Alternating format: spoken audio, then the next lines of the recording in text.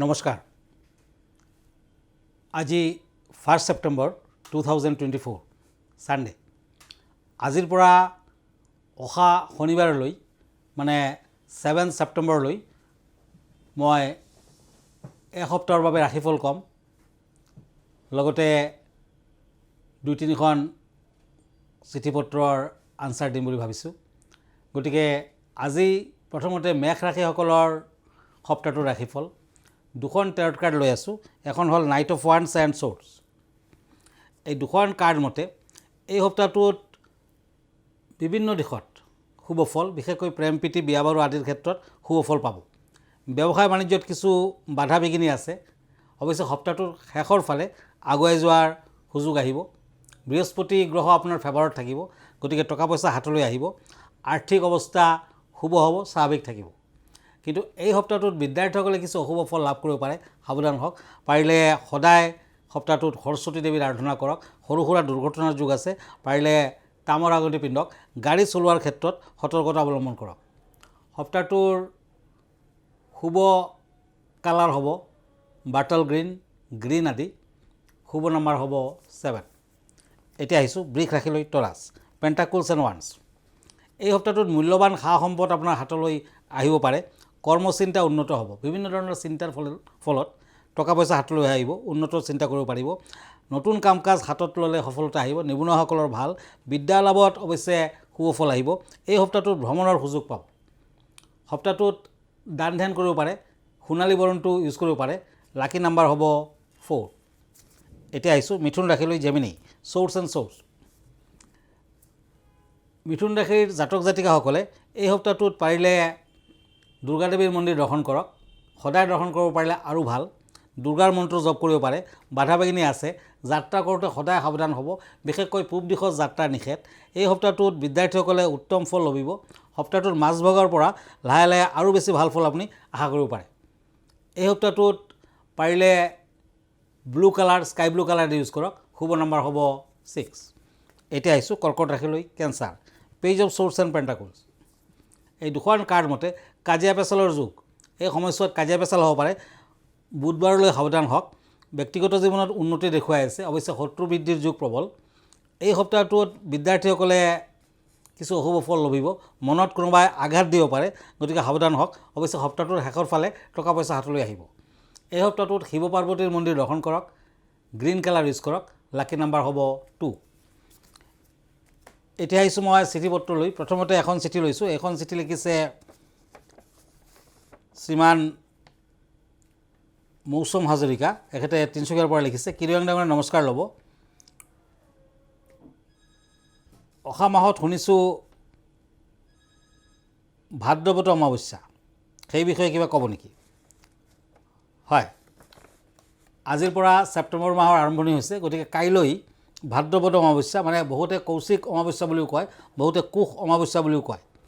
মা কালীৰ দেখা কোষৰ পৰা অনৰ্গল নিৰ্গত হোৱা ক'লা ৰঙেৰে গোটেই পৃথিৱীখন আৱৰি গৈছিলে। আৰু এই দিনটোতে কৌশিক অমাৱস্যা যদি পালন কৰে, সকলো দিশতে আপুনি সফলতা পাব পাৰে। ভাদ্ৰৱত অমাৱস্যা অতি গুৰুত্বপূৰ্ণ বুলি ভবা হয়। এই অমাৱস্যাত কুশ সংগ্ৰহৰ কাম আৰম্ভ হয়। হিন্দু ধৰ্মত অমাৱস্যা তিথিত পূৰ্বপুৰুষৰ শ্ৰাদ্ধ, গৃহশান্তি আদি কৰা হয়। বিশেষকৈ কুশ অমাৱস্যাৰ দিনা যদি এনেধৰণৰ কাম কাজ কৰে, অতি সোনকালে শুভ ফল আপুনি লাভ কৰিব পাৰে। এই দিনত পিতৃপুৰুষক নৈবেদ্য দান, পূজা পাতল কৰিলে 7 জন্মৰ সমৃদ্ধিৰ আশীৰ্বাদ পোৱা যায়। আৰু কাইলৈৰ দিনটোত মানে 2 তাৰিখে কৌশিক অমাৱস্যাৰ দিনা আপুনি কালসৰ্প দোষৰ প্ৰতিকাৰ কৰিব পাৰে পূজা পাতলৰ মাজেৰে। গোটেই বছৰটো ধৰ্মীয় আচাৰ অনুষ্ঠান ব্যৱহাৰ কৰাৰ কাৰণে কাইলৈৰ পৰাই, মানে এই দিনটোৰ পৰাই কুশ সংগ্ৰহৰ কাম আৰম্ভ হয়। দেৱতা আৰু পূৰ্বপুৰুষসকলে পূজা যদি কৰে সকলৰ, তেতিয়া কুশ অন্যতম। বিশ্বাস কৰা হয় যে গোটেই বছৰটো পিতৃপুৰুষৰ শ্ৰাদ্ধ পূজা আদিত কুশ ব্যৱহাৰ কৰা হয়। আৰু কুশৰ উৎপত্তি হৈছিল ভগৱান বিষ্ণুৰ চুলিৰ পৰা। আৰু কুশ তুলসীৰ নিচিনা কেতিয়াও বাছি নহয়। গতিকে কাইলৈৰ দিনটোত কুশ অমাৱস্যাৰ এই সময়ছোৱাত দেৱী কালীৰ আৰাধনা কৰক, বিষ্ণুৰ আৰাধনা কৰক, শিৱৰ আৰাধনা কৰক, ব্ৰহ্মাৰ আৰাধনা কৰক। আপুনি নিশ্চয় সুফল পাব, সফলতা লাভ কৰিব পাৰিব। ধন্যবাদ। আৰু এখন চিঠিলৈ গৈছোঁ। এইখন চিঠি গণেশ পূজা সম্পৰ্কীয়। হয়, এখেতে লিখিছে গণেশ পূজা কেতিয়া গণেশ চতুৰ্থী, তাৰমানে গণেশ চতুৰ্থী অহা 7 তাৰিখে 7 ছেপ্টেম্বৰ শনিবাৰ পৰিব, অহা শনিবাৰে মানে। আৰু গণেশক বৌদ্ধ ধৰ্মতো পূজা পাতল কৰা হয়। গণেশৰ ডাঙৰ কাণৰ ৰহস্য হ'ল সকলো কথা তেখেতে শুনে, কিন্তু নিজৰ বিচাৰ বুদ্ধিমতে সিদ্ধান্ত লয়। আৰু ডাঙৰ কাণে ইংগিত দিয়ে যে বেয়া কথা ত্যাগ কৰি ভাল কথা কাণত ৰখা। গণেশৰ ডাঙৰ কাণে দূৰৰ পৰা অহা বিপদক চিনি পায় আৰু তেওঁৰ কাণৰ বাবে বিভিন্ন সংকটৰ কথা তেখেতে গম পায়। তেখেতৰ গণেশৰ এটা দাঁত ভঙা, গতিকে তেখেতক একদন্ত বুলি কোৱা হয়। আৰু ভগৱান গণেশৰ শৰীৰত দুটা ৰং, এটা হৈছে গ্ৰীণ সেউজীয়া আৰু ৰঙা। আৰু ৰঙা ৰংটো শক্তিৰ প্ৰতীক হিচাপে মনা হৈছে। গণেশে পূজাত কিন্তু তুলসী নিষিদ্ধ, তুলসী পাত ব্যৱহাৰ কৰিব নালাগে। যিসকলে গণেশৰ পূজাৰ দিনা গ্ৰীণ নতুবা ৰেড কালাৰৰ কাপোৰ কানি পিন্ধে তেখেতসকলে সোনকালে গণেশৰ আশীৰ্বাদ লাভ কৰিব পাৰে। গতিকে গণেশ পূজা, গণেশ চতুৰ্থীৰ দিনা অহা শনিবাৰে আপুনি বিভিন্ন ধৰণৰ পূজা পাতল কৰিলে গণেশদেৱে সন্তুষ্টি লাভ কৰে। গণেশৰ পূজা কৰিলে কীৰ্তি, সমৃদ্ধি, সম্পত্তি, পুত্ৰলাভ আদি হ'ব পাৰে। বৰ ইম্পৰ্টেণ্ট ডে।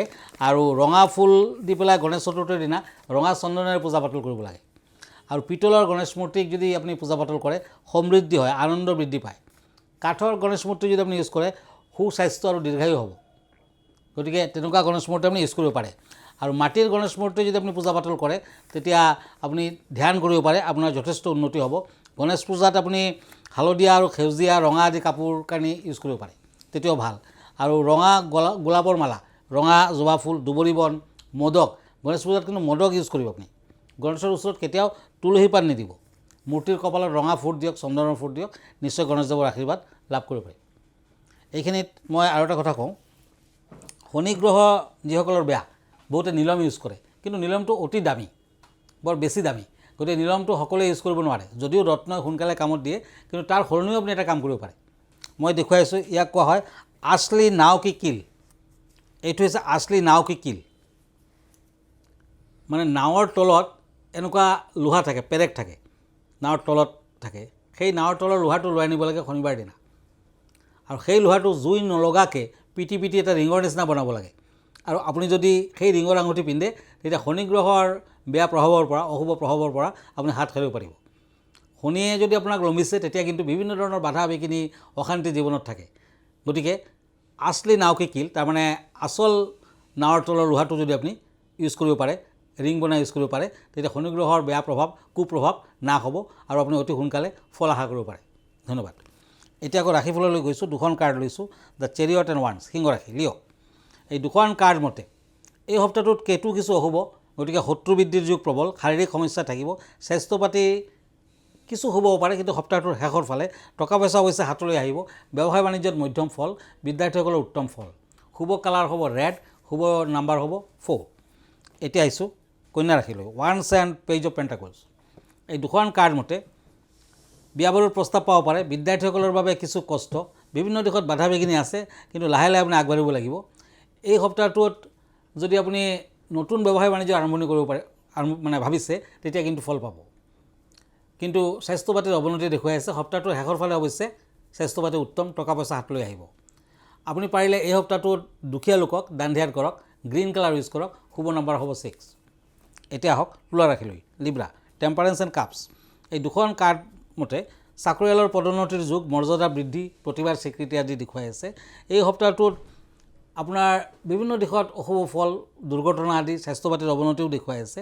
অৱশ্যে সপ্তাহটোৰ শেষৰ ফালে সকলো দিশতে শুভ ফল পাব। বিদ্যাৰ্থীসকলে বিশেষকৈ শুভ ফল আশা কৰিব পাৰে।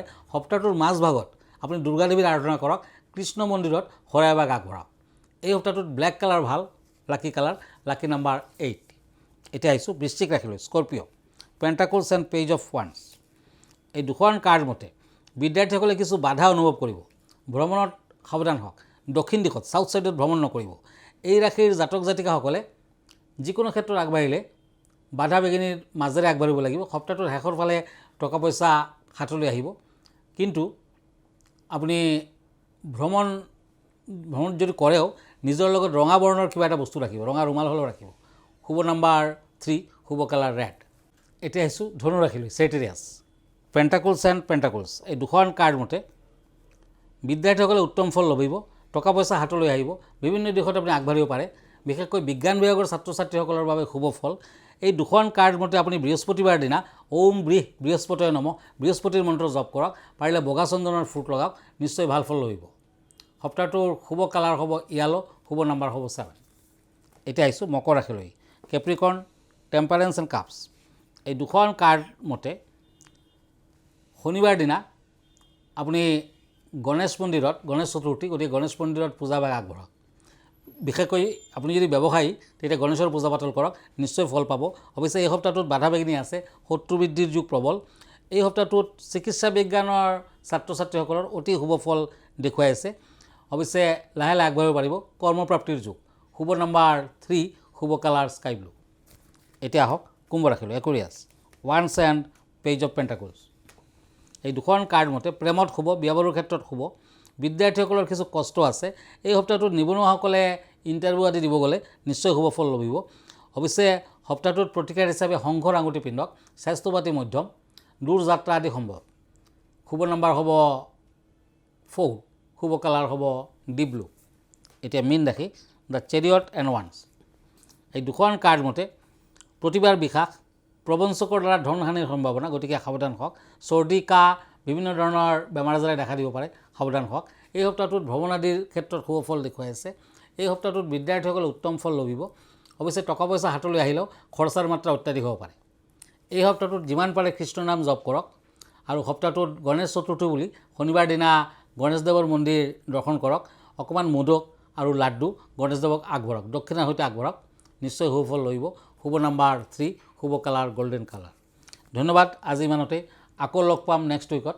আমালৈ যদি চিঠিপত্ৰ লিখিব খুজিছে, আমাৰ ঠিকনা এষ্ট্ৰলজাৰ কিৰো য়াং, Ratnakuber gems and jewellery, Manipuri Basti, Guwahati 7। Phone নম্বৰটো হ'ল 9085949309 আৰু আমাৰ ইমেইল এড্ৰেছটো হ'ল kiroyangastrologer@kiroyang.com। ধন্যবাদ, নমস্কাৰ।